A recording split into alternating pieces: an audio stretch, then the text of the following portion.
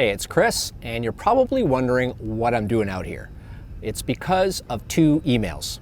So I get a lot of emails every week, and my team forwards them to me, and I read every single one that's addressed to me. And the first one was from Andrea. And Andrea said, Chris, I love the way you describe ideas and concepts. So this particular vlog is for you, Andrea, because some people that are watching this right now about to hit pause or stop or change to something else think it's ridiculous I'm in a boat on the ocean talking about sync. But stick with me. Now the second email was from Howard, and Howard was another student who got yet another sync.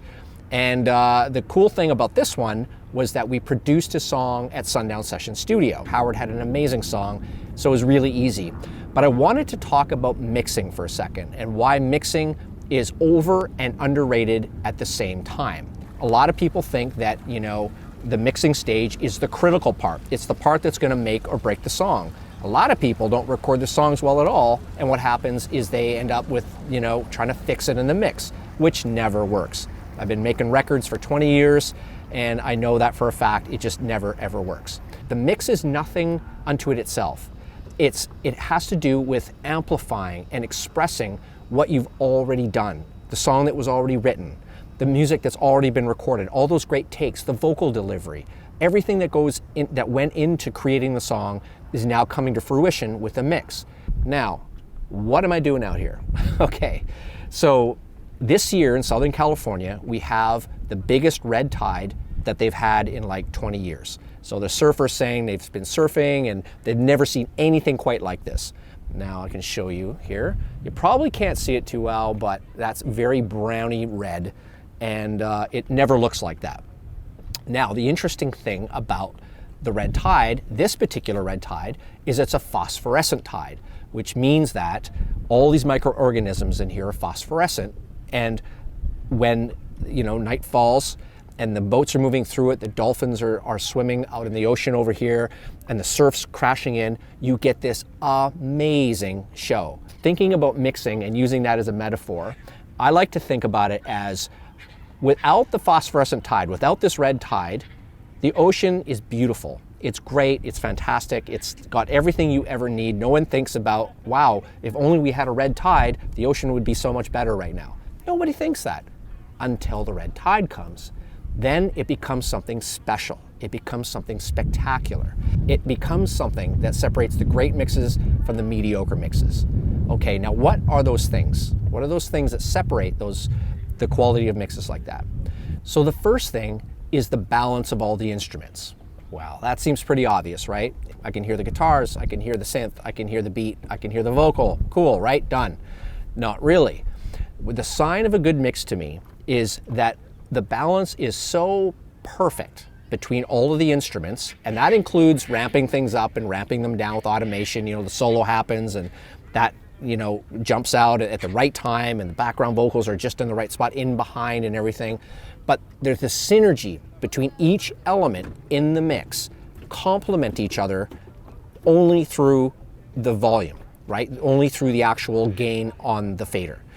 And of course there's all the effects and the EQ and the compression and everything else that went into the record. But just getting the balance right. One sign that you're really close to that when you're mixing is that when you feel you've got a great mix, if you move any one of those faders a half a dB, I'm talking like maybe even 0.3, like just that little amount, it's going to throw the mix off. You know that you're upsetting the synchronicity of everything in the mix. Now the second thing is what I call center stage. It's where things occupy the stage when they're supposed to. So for example, during the verse, you might want to focus on the vocal and the groove, right? Let's just use this as an example. So you got the vocal and the groove going.